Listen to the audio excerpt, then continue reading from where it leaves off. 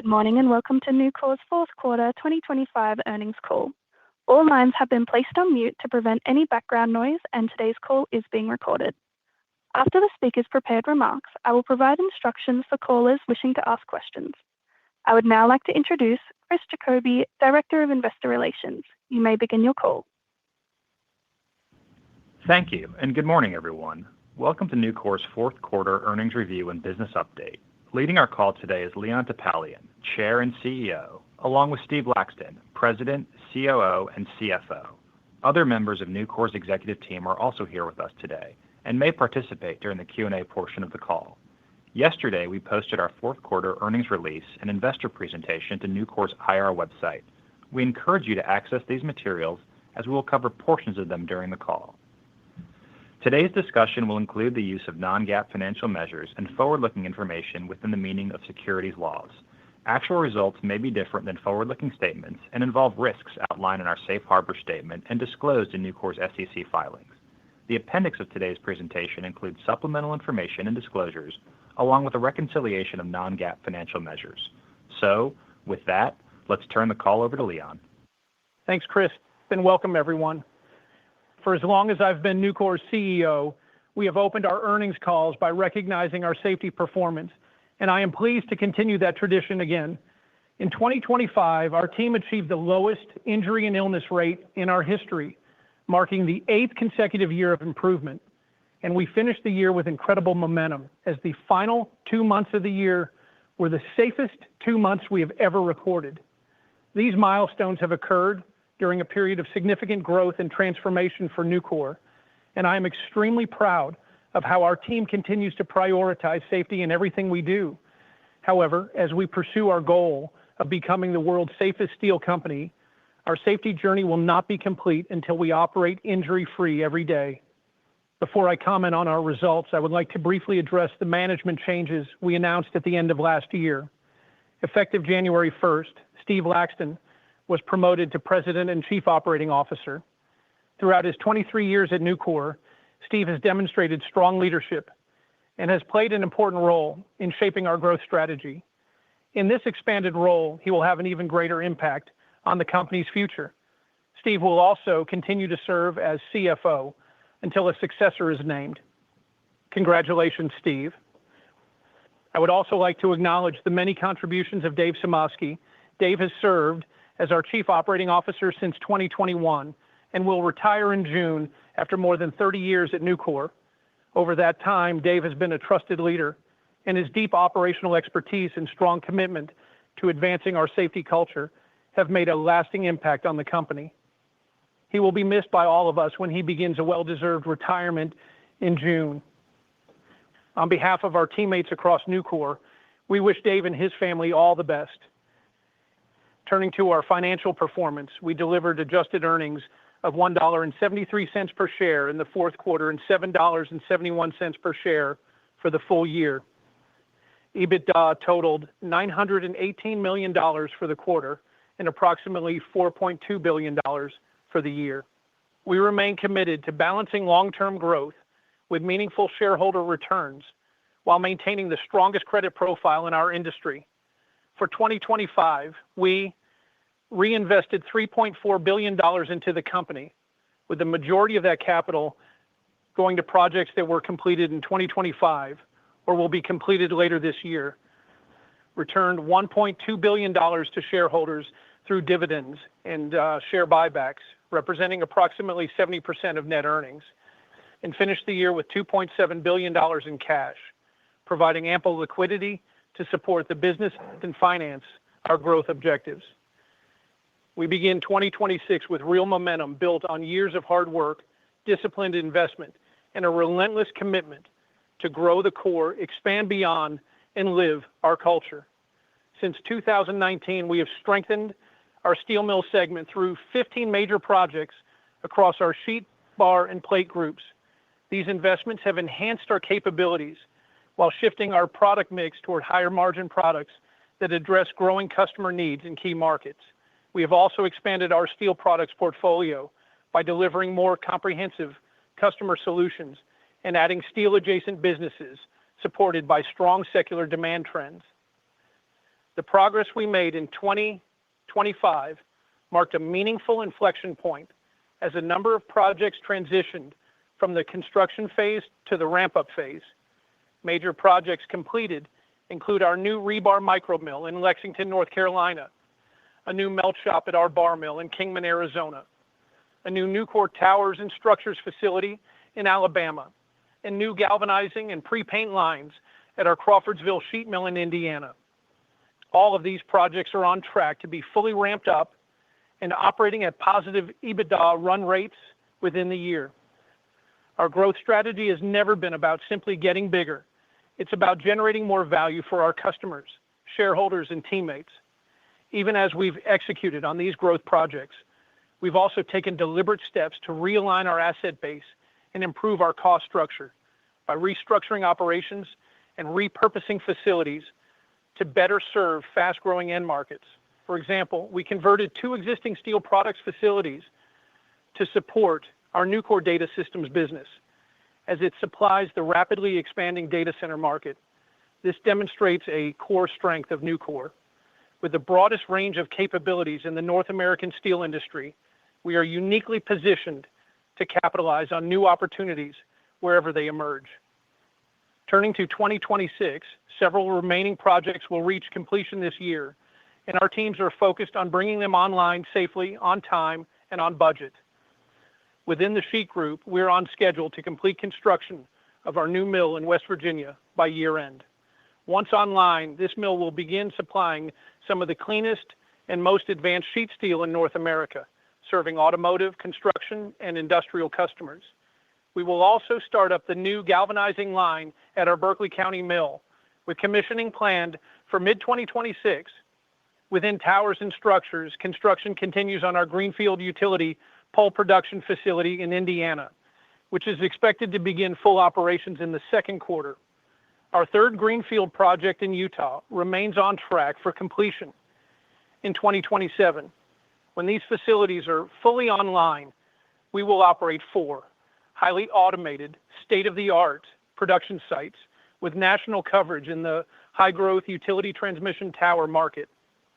Since 2020, we have invested approximately $20 billion through CapEx and acquisitions to grow our core steelmaking capabilities and expand into downstream businesses, while returning nearly $14 billion of capital to shareholders and improving our credit profile. With the majority of our recent investments largely complete, I'm confident it sets up Nucor to enter its next phase of growth from a position of strength, focused on disciplined capital allocation while driving long-term value for our shareholders. Moving to trade policy, vigorous enforcement of our trade remedy laws and the full reinstatement of the Section 232 steel tariffs without exemptions last year have helped drive down steel imports. Foreign import share of the U.S. finished steel market has dropped from approximately 25% at this time last year to 16% in October and an estimated 14% in November. We expect imports will continue to trend at or below those levels in 2026 as the market absorbs the full impact of the Section 232 tariffs and recent trade case determinations. During 2025, the Department of Commerce and the International Trade Commission made important rulings regarding unfairly traded imports of corrosion-resistant steel and rebar. Together, the Section 232 tariffs and product-specific trade cases provide vital defenses against countries that seek to dump their steel into the U.S. market. We appreciate the efforts the federal government took in 2025 to level the playing field for the American steel industry. Looking ahead, trade policy will remain a priority for our industry. The formal USMCA review, beginning in July, offers the opportunity to drive additional steel demand in North America, crack down on efforts to transship steel through Mexico and Canada, and address steel subsidies provided by the Canadian government. We must also continue to implement common sense policies like Buy America that incentivize the use of American-made steel for infrastructure, shipbuilding, and defense. Turning to our expectations for 2026, we continue to see strength in many of our primary end markets, including infrastructure, data centers, and energy infrastructure. We are also seeing healthy demand related to advanced manufacturing and the border fence. While those markets remain strong, we have yet to see much improvement from interest rate sensitive markets like automotive and residential construction. In total, we expect domestic steel demand to be slightly up relative to 2025. And as I mentioned earlier, we expect the full impact of the Section 232 tariffs and recent trade determinations will lower levels of imported steel in 2026. Against this supply and demand backdrop, we enter the year with historically strong backlogs, up nearly 40% year over year in the steel mill segment and 15% in steel products. Within that, our structural group really stands out. The team set a record in the first quarter of 2025, and the structural backlog we are carrying into this year is more than 15% above that, reflecting sustained demand across key non-residential and infrastructure markets. For the full year, we currently expect Nucor steel mill shipments to increase approximately 5% compared to 2025. With that, I will turn the call over to Steve to provide additional details on our fourth quarter and full year performance, as well as our outlook for the first quarter. Steve. Thank you, Leon, and thank you all for joining us on the call this morning. During the fourth quarter, Nucor generated adjusted net earnings of $400 million, or $1.73 per share. For the full year, adjusted net earnings were approximately $1.8 billion, or $7.71 per share. As noted in our earnings news release, adjusted fourth quarter earnings exclude $27 million, or 9 cents per share, of charges related to one-time non-cash asset impairments, primarily related to discontinued operations that were recognized during the period. Full year results also exclude approximately $23 million, or 10 cents per share, of after-tax charges incurred in the first quarter, primarily related to closing or repurposing facilities in the steel products segment and ceasing production of wire rod at our Connecticut bar mills. Turning to the segment level results for the fourth quarter, the steel mill segment generated $516 million of pre-tax earnings, down roughly 35% from the prior quarter. Shipment volumes declined 8%, reflecting seasonal effects, fewer shipping days in Nucor's fiscal fourth quarter, and the impact of both planned and unplanned outages. While average realized pricing improved in our bar and structural groups, those gains were more than offset by lower pricing in our sheet and plate groups. This decline was expected as lagging sheet prices from the fall flowed through in the quarter. Sheet prices began to rise in November and December, with most of that benefit expected to be realized in the first quarter. Turning to steel products, we generated pre-tax earnings of $230 million, down from $319 million in the third quarter. Consistent with our steel mill segment, volumes declined sequentially across the steel products portfolio. Our rebar fabrication business accounted for roughly half of the quarter-over-quarter volume decline, in line with its typical seasonal volume trend. Turning to our raw material segment, we generated pre-tax earnings of approximately $24 million compared to $43 million for the prior quarter, primarily reflecting the impact of 2 scheduled outages at our DRI facilities. As we continue to advance our long-term, multi-year growth strategy, 2025 CapEx totaled approximately $3.4 billion. With several major projects reaching completion this past year, we will see a meaningful step down in capital spending for 2026. Our current estimate for 2026 CapEx is approximately $2.5 billion. Growth-oriented investments will represent roughly 2/3 of our planned spending, with our West Virginia sheet mill remaining the largest single use of capital. Our growth efforts are also having a pronounced near-term impact on profitability. For 2025, pre-operating and startup costs totaled $496 million. Looking ahead, we expect these costs to remain elevated in 2026 as several projects move beyond the startup phase, offset by higher expenses associated with others, particularly bringing West Virginia online. Nucor remains committed to a balanced capital allocation framework anchored by three principles: maintaining a strong balance sheet, investing for value-creating growth, and making meaningful direct returns to shareholders. In the past 3 years alone, Nucor has invested over $9.5 billion through capital spending and acquisitions.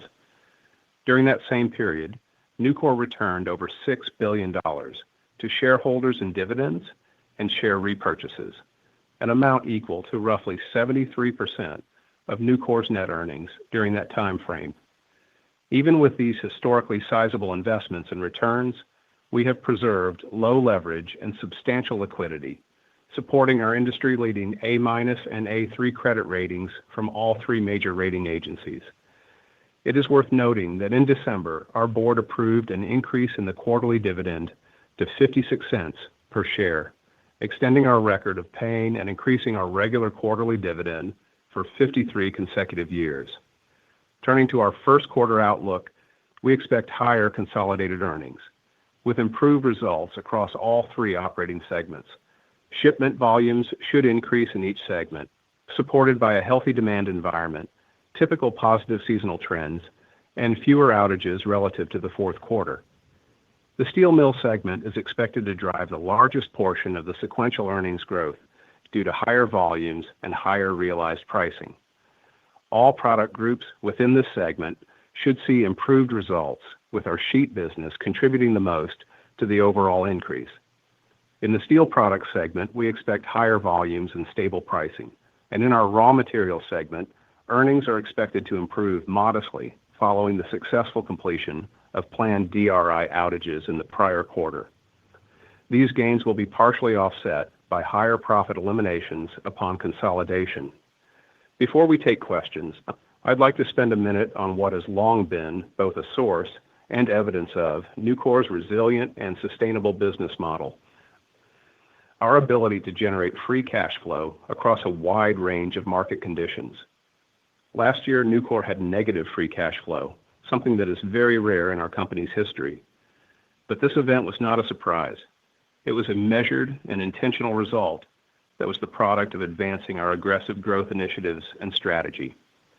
We prudently positioned the company with ample liquidity ahead of these expected results to afford the ability to maintain our growth and return commitments. With lower capital spending, incremental EBITDA from recently completed capital projects, and improved market conditions as a backdrop, we expect Nucor to generate meaningfully higher free cash flow in the year ahead. We enter 2026 with healthy, favorably priced backlogs, supporting both higher shipments and better margins across most of our product lines, and we remain confident that with the broadest range of capabilities and solutions in the North American market, our driven and dedicated team is exceptionally well-positioned to create value for our customers and shareholders. And with that, we'd like to hear from you and answer any questions you may have. Operator, please open the line for questions. Thank you. To ask a question, please press star followed by 1 on your telephone keypad now. If you change your mind, please press star followed by 2. When preparing to ask your question, please ensure your device is unmuted locally. Our first question comes from Lawson Winder from Bank of America. Lawson, your line is now open. Please go ahead. Thank you, operator. And good morning, Leon and Steve and Steve and Dave. I would say congratulations on your new adventures going forward. If I could ask about CapEx and look out to 2027, and by the way, thank you for the detailed guidance on 2026 CapEx.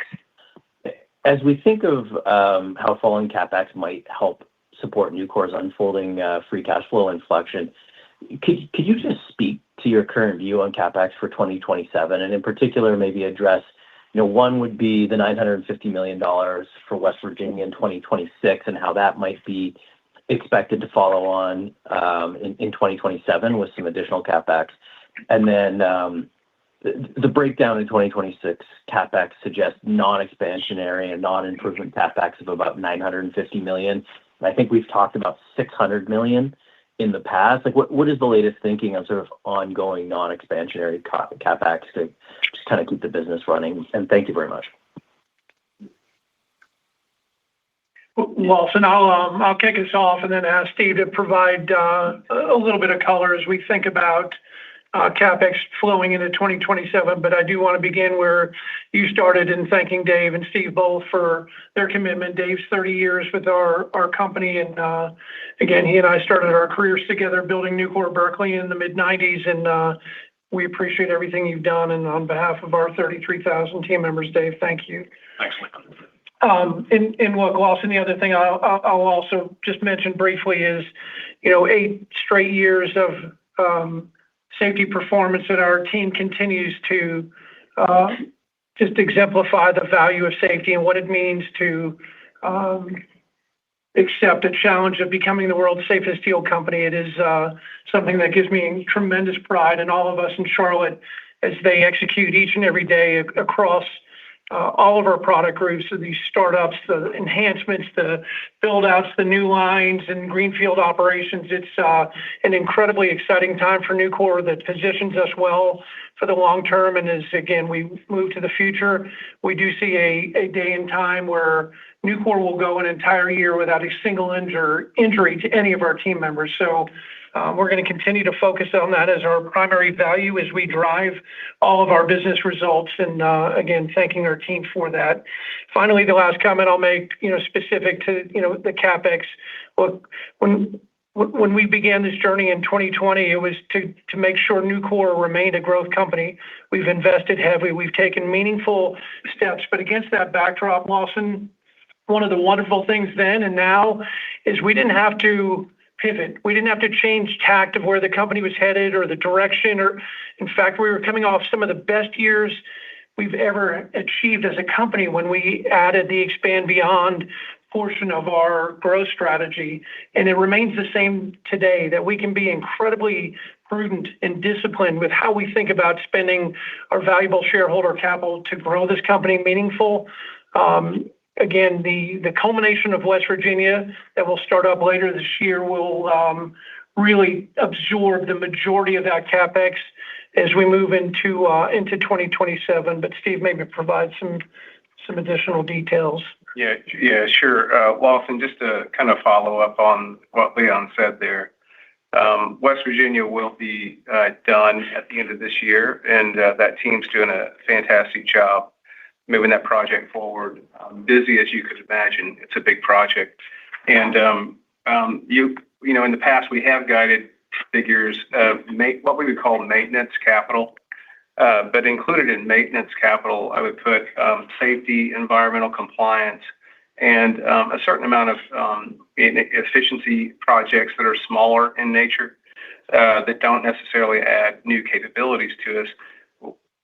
I would guide you to a figure closer to $800 million a year now for that, just because of the inflation that we've seen in the last several years post-COVID and just the size of our company. We're larger now. So as you think about, modeling out things beyond 27 and beyond, I'd guide you more toward an $800 million figure plus whatever projects are going on.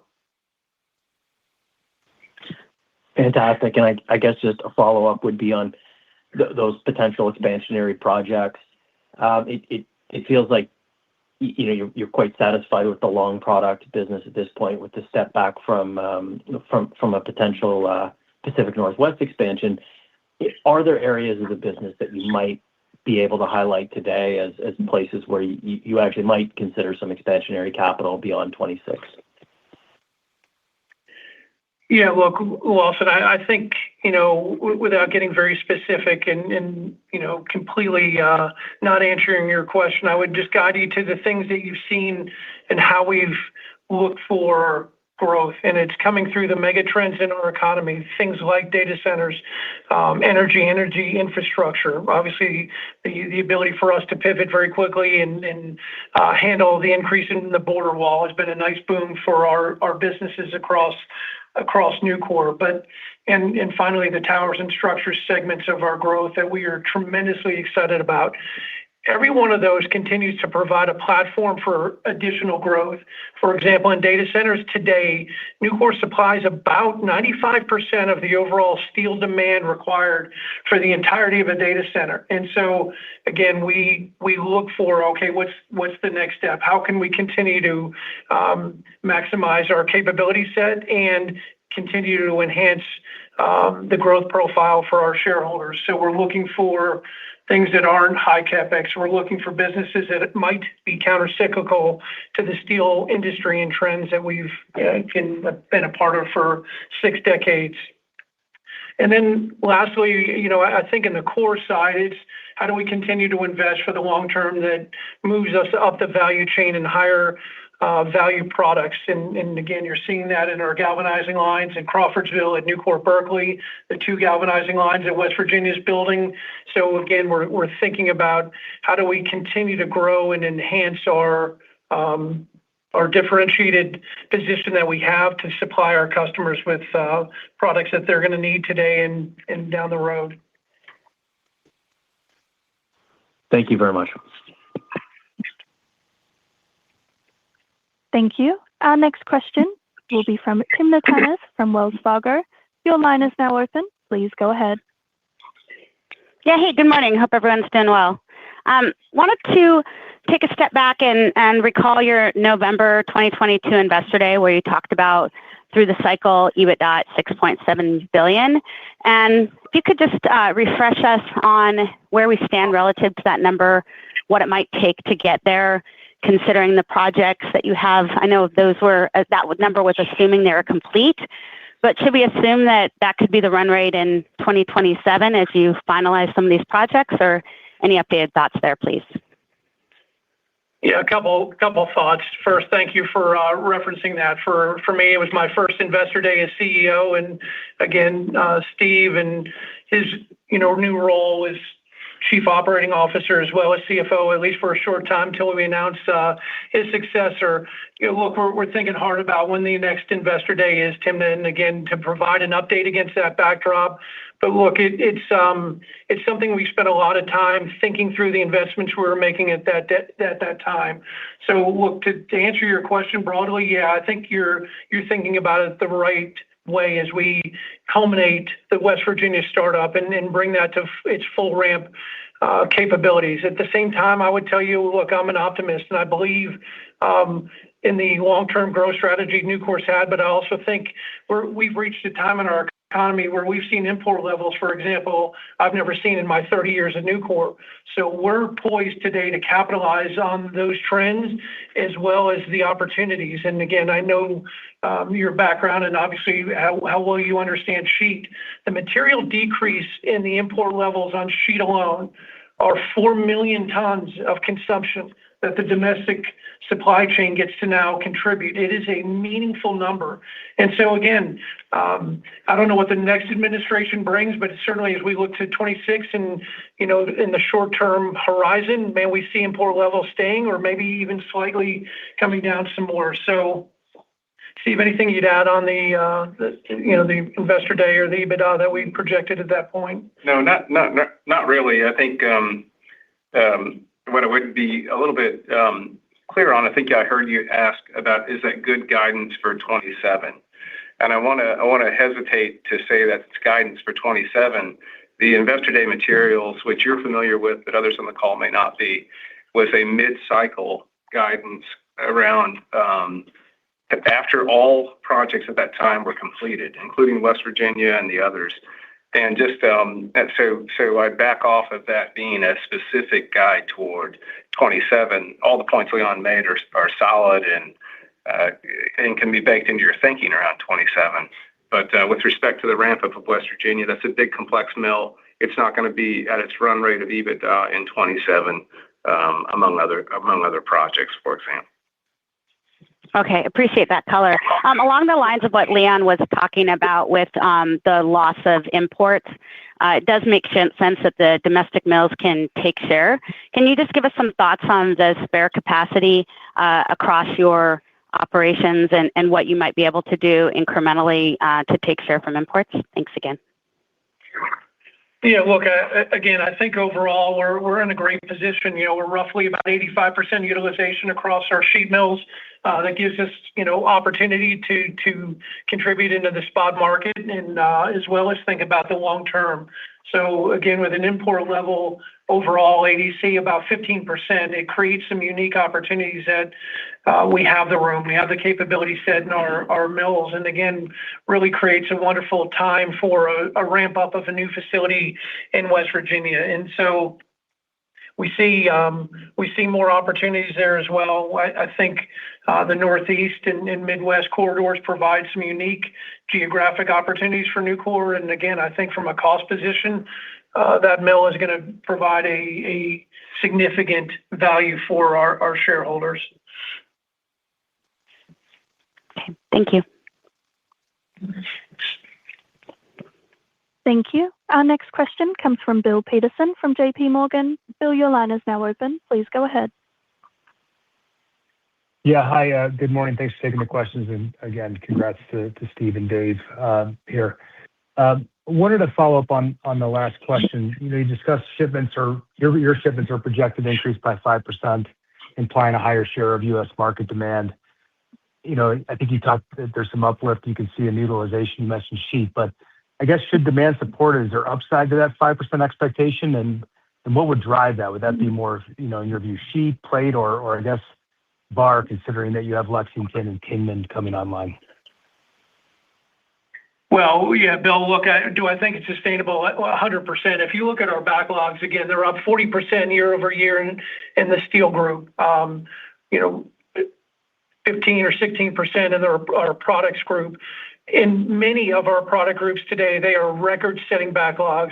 I think maybe our earnings call in Q3 and 4, I actually shared some volumes in our structural backlogs. And again, in my opening comments, they are record backlogs and they are historic backlogs for what we've seen. And it's a market and an end-use customer in our non-res in industrial sectors that we know incredibly well. So when I'm talking to our customers and our customers' customers, the demand picture is robust and it's very optimistic for 2026. We believe that the 5% is not only an achievable number, but the demand profile is going to create some uplift for virtually every product group. Finally, I tell you that as you look at a commodity across the board, it's a supply and demand environment. It's not tariffs or a single thing that's driving pricing, but the pricing that Nucor's realized that were announced in Q4 hits almost every product group: sheet, plate, bar, beam, and many of the product group segments themselves that are all seeing that stick. So look, I think we're entering what should be a better year in 2026. We're very optimistic. And again, the timing of our startups in several of the expand businesses and core are coming at a perfect time in a demand environment that's peaking in energy, infrastructure, non-res, border fence, energy infrastructure, towers and structures. And I think positions Nucor incredibly well. Thanks for that, Leon. And I wanted to follow up on your comments around trade policy with your expectations that the tariffs are going to continue without exemptions. So is that kind of a statement on 2026? I guess, are you expecting that to be durable beyond? I'm also trying to get a sense for the risk of lower tariff rates and or quotas. Maybe these are on the table for the upcoming USMCA negotiations. And maybe, what is Nucor lobbying for or positioning for? I guess, bottom line is, are you supportive of lower rates for Mexico and Canada if they have equally high steel tariffs, to other regions in order to mitigate transshipments? Any sort of specifics on your expectations around trade policy would be helpful. Yeah, Bill, I'll touch on it. And look, let me begin with the end in mind. What Nucor is most in favor of is banning illegally dumped, subsidized, imported steel to come in and ravage the shores of the U.S. economy, period, full stop. How we do that, how that's affected, obviously it matters greatly. And if you had asked me, and you did a year ago, hey, did I think Our trade agreement with USMCA, as we reinstituted or Trump reinstituted the 232 tariffs, would be resolved very quickly. I would have told you absolutely. I believe that would have been resolved very quickly. But here we are a year later, still that not done. And then again, July, the renegotiations come up. But the reality is, I can't tell you, does that end up with a trilateral agreement, a bilateral agreement, and again, the one-offs on what this current administration is going to do? What I can tell you is what we've seen out of Commerce and USTR is a very supportive trade environment that's pro-America and pro-U.S. manufacturing. So what would we like to see ultimately?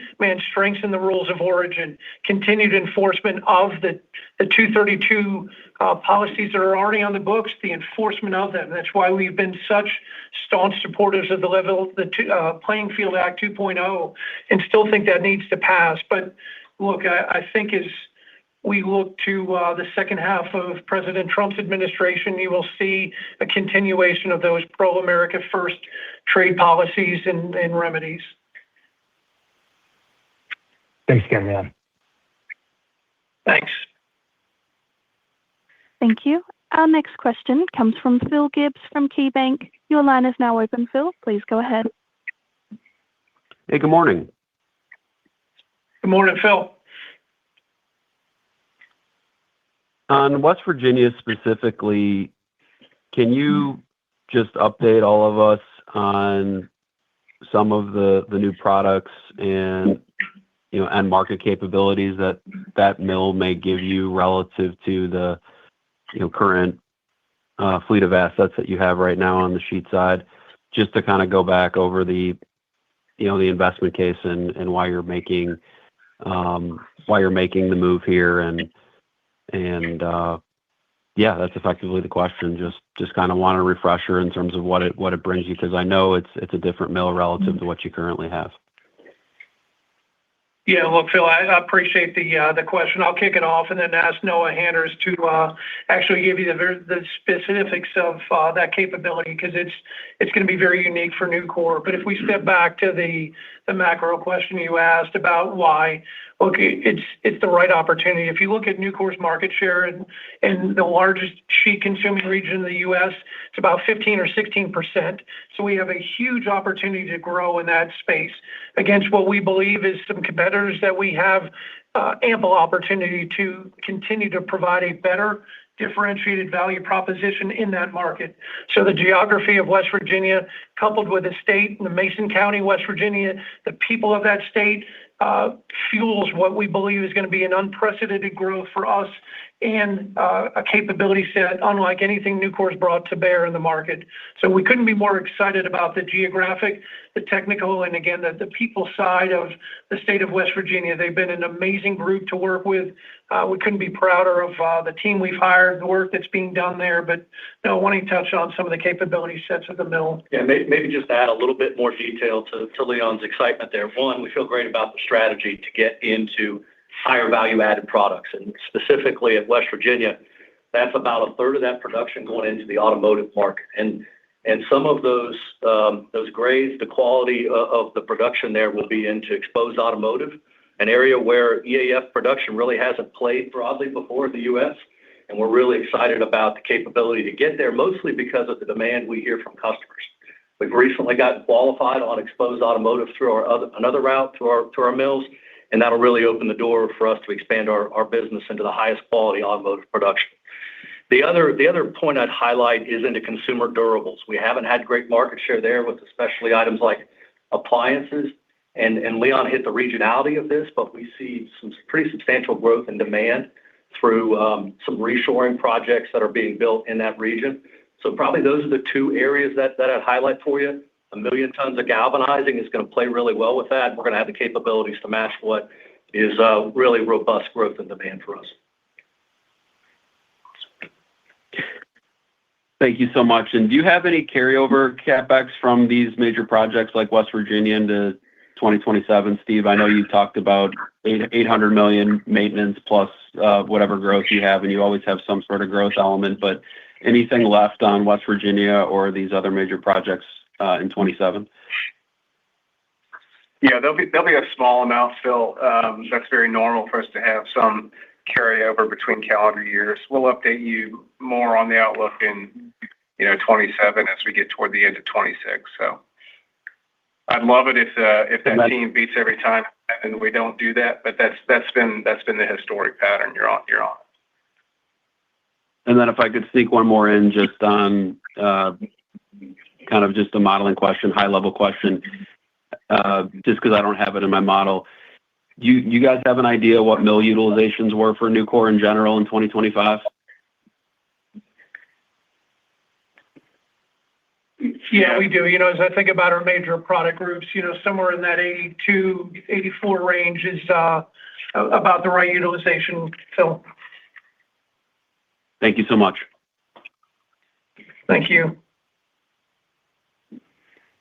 Thank you. Our next question comes from Katja Jancic from BMO Capital Markets. Your line is now open. Please go ahead. Hi. Thank you for taking my questions. I think earlier you talked about beyond the current project pipeline, you would be looking at growth opportunities that would be less capital intensive. In the future, could you talk about, or could you provide a little more color on what the, let's say, annual growth CapEx could potentially be in a more normalized environment without these major projects? Well, Katja, yeah, I appreciate the question, and I'll probably have you back into the numbers because we're not going to exactly tell you the exact amount of dollars. What I would tell you is this: we are committed to a long-term investment grade credit rating. We're committed to returning at least 40% of our net earnings back to our shareholders in dividends and share repurchases. And quite frankly, beyond that, I want to use the rest 60% for growth, period, full stop. So I want us to be using the money that Nucor is generating to continue to fuel our growth for the next 10, 12, 15, 20 years and beyond. And so that's how you can be thinking about it. We provided some details in the 2022 Investor Day that we had. And so again, if you think of a through cycle EBITDA of $7 billion, okay, everything that didn't go back to our shareholders is then going to be used for growth. So again, our M&A teams are working hard, and we're really looking really hard this year at, okay, how do we invest that? How do we continue to grow Nucor in meaningful ways? And I think you're going to see a shift from heavy core investments to heavy adjacencies, or what we call the expand beyond investments over the next several years. Maybe just a follow up to your comment about M&A. Can you talk a little bit more? I know you said adjacencies. Are there specific products, or how should we think about these type of businesses? Yeah, Katja, I shared a little bit earlier, but look, we've been fairly open with our investment filters and strategy in M&A, and particularly adjacencies, that they're going to have some steel centricity. There's going to be some connection to Nucor, gaining and using and having the opportunity to have synergies. So something that's going to connect us to, for example, like CHI with the overhead door businesses in Rytec. Man, what a wonderful adder, where they've been a huge player in the residential space, a little less so in the commercial. Well, again, that's where we play in the commercial side. So our teams and our buildings group, our Nucor warehouse systems groups, to be able to use and combine forces to be able to provide that, the hyperscalers and co-locators in the data center. It provides a wonderful platform for us to continue to grow Nucor and as well that business footprint. So when you think about the mega trends in the U.S. today, energy infrastructure, data centers, tower structures, those are the areas you can be looking and expect that Nucor is searching really hard for those companies that would be additive in where we see synergies and value in creating EVA for our shareholders. Perfect. Thank you. Thanks. Thank you. Our next question comes from Andrew Jones from UBS. Andrew, you may begin. Your line is now open. Hi, gents. First time. Just a few questions. First of all, on pricing, I'm just curious how you're looking at your pricing policy now, given obviously we have on import parity, your traditional importers are probably getting sort of close to 1,000 on HRC, I would guess. But I guess if you're talking about like East Asia, they can probably land HRC in the US at closer to 800. So given that gap is now growing to import parity versus say some of these East Asian countries, like what stops those volumes starting to tick up in the coming months? And do you see that as a material risk? And does that hold you back from potentially lifting prices much further from here? How do you think about that in the context of changing trade flows? And I've got a second question if you'll answer that first. Thanks. Yeah, Andrew, I want to make sure I'm getting at the heart of your question. I think I understood what it is, but Steve, if I miss parts of that or jump in. But look, we had similar questions back in 21 and 2 when the U.S. economy was so hot and the world pricing was less, right? We saw spreads of HRC that were $200-$300 a ton, or in some cases in short points greater than that. And what's sustainable, and are you taking advantage? Look, we are a commodity-driven business who values our shareholders and our customers a great deal. It is that bedrock that ultimately dictates pricing, not our wishes. It is what the demand profiles and supply chain is looking like in the U.S. And what I would tell you is the separation today in the U.S. from the world market is for good reason. Look at the demand profile against the backdrop of a really healthy and robust economy outside of just steel. You're seeing growth, reshoring, investments, nuclear energy, like just a number of facets that are creating this. So it's not a false narrative that it's the only reason pricing is up because President Trump put in place tariffs. That's not it at all. Shoot, it wasn't 5-6 months ago we saw HRC at $800 a ton. So it's not that. It's a much broader economic picture of strength of the U.S. and why every foreign investment wants to come and build here. It's why you saw, and now what was, a U.S. company, now a Japanese company in U.S. Steel. It's not an American company today. It is a Japanese-owned company. And you're going to see continued investments from foreign companies that are looking to capitalize and come to the U.S. because of that strength. And so, look, the forecasted touch on pricing, look, I'm not going to try to predict. What I would tell you is based on what we're sharing with you, our historic backlogs, volumes, the demand, the robustness that we see in this economy. Again, I think 26 is shaping up to be a very, very solid year for Nucor. Okay, that's clear. And then just on the CapEx, I mean, you sort of talked about it a bit already, but I guess the guide for 26 was lower than what the street had in. And if there isn't substantial overspill into 27, it looks like, the cost of some of those projects have come down despite obviously all the tariff risks. I mean, what do you attribute that to? I mean, were you building in a lot of contingency that hasn't come to pass, or like what's changed? And Andrew, this is Steve. In many regards, you have to look at 25 coupled with 26. So if you're only looking at 26, it looks like maybe relative to what your estimate would have been that our forecast is lower. But we also we ended up spending $3.4 billion, which is a little bit more than a year ago on this call. We would have guided you closer to $3 billion for the spend. So our teams did an outstanding job advancing those projects, and we. As Leon mentioned in his opening comments, we brought a number of projects online this year. So kudos to our team. They covered a lot of ground. They're almost arbitrarily, there's a year end stuck in there, but under the course of time, when you look at both of those two numbers together, it's in line. So it's not that there's been a reduction in cost. It's really just timing difference between the two periods. Okay, that's clear. And just finally, on the M&A front, I mean, obviously your peers have been pretty active.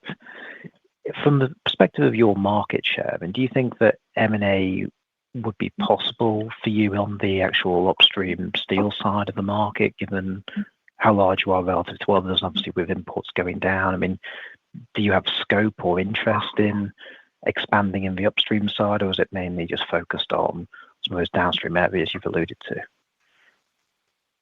Yeah, Andrew, look, we are the largest steel producer in the Western Hemisphere. So yes, every M&A opportunity in our pipeline holds interest. And so where we think we can grow and do and move, we will absolutely do so. But make no mistake, Nucor is a steel company at its heart, and we will continue to grow through adjacencies and expand beyond. But it's the capabilities through our steel that fuel and fund all of that growth. And so, yeah, as those opportunities emerge, you can bet Nucor's looking hard and evaluating hard of how we think about growth in the core businesses. Okay, that's clear. Thank you very much. Thank you. Thank you. Our next question comes from Tristan Gresser from BNP Paribas. Tristan, your line is now open. Please go ahead. Yes, hi. Thank you for taking my questions. The first one is on the incremental EBITDA from the completed project. Could you give us a sense of how much those projects contributed in 2025, and what do you expect in terms of EBITDA contribution for 2026? Yeah. Hey, Tristan, that's a great question. So if you just took, are you talking about just, I want to clarify, just if you're talking about the projects that came online last year, there's 4 major projects that came online. When you put those along with continued progress at Brandenburg, the delta in the EBITDA is about $500 million between just those 4 projects and progress at Brandenburg. So it's a meaningful uplift in 2026's outlook for us, just from those recently completed projects. Okay, sorry, just to clarify, you expect a $500 million additional contribution for those projects plus Brandenburg in 2026 versus 2025? Yeah, that's the delta in the EBITDA between all those projects together. Correct. Okay. No, got it. Thank you. And second question, could you provide us a bit of an update on the plate market? You referenced Brandenburg. It would be good to know what's the situation today. But also on plate, I think we've seen some price hike announcement in December, January, but when I look at spot prices, they've not moved too much.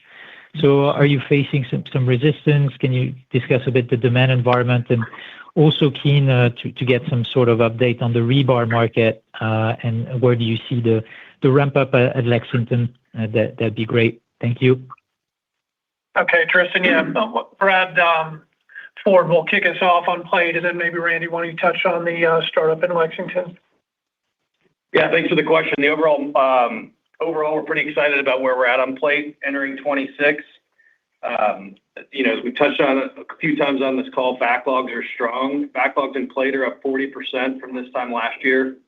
And we're coming off a pretty good year in terms of overall domestic consumption, which is up 15% year over year, and really the best since we've seen since 2019.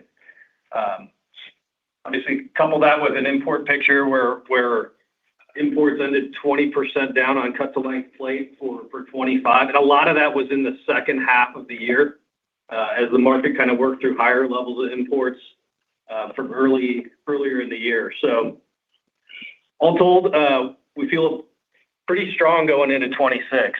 Strength in certain end-use markets, specifically energy, line pipe, transmission, wind are pretty strong. Non-res construction continues to be robust. I know Leon's referenced our structural backlog. And then infrastructure and specifically bridge continue to remain robust. So strong demand picture, low import levels, and strong backlogs. We feel pretty confident going into 26. Tristan, just to give you an update on Lexington first, certainly want to thank our Lexington and Kingman teams for their continued focus on safely and successfully ramping up these new investments. We are extremely encouraged by those operations. They're ramping up, developing, and how that team is executing on those projects. We continue to hit more and more milestones. Each week, we're setting and breaking production records on a regular basis. So this is an absolutely fantastic time to be bringing these investments up. We are currently sitting with record backlog on that side of the business. So we remain confident that both, quite frankly, our Lexington and Kingman operations will be EBITDA positive by the end of the first quarter, and we would expect both also to be fully ramped by the end of the year. All right. That's very clear. Thank you. Thanks, Tristan. Thank you. We currently have no further questions, and I would like to hand back to Leon Topalian, Chair and CEO, for any closing remarks. Well, thank you for joining us for today's call. We feel very good about the position we're heading into 2026 and look forward to the opportunities we have before us. Thank you to our team for the safety, operational, and financial performance you delivered in 2025. And thank you to our customers for choosing to do business with Nucor each and every day. And thank you, finally, to our shareholders for investing your valuable shareholder capital with us. Have a great day.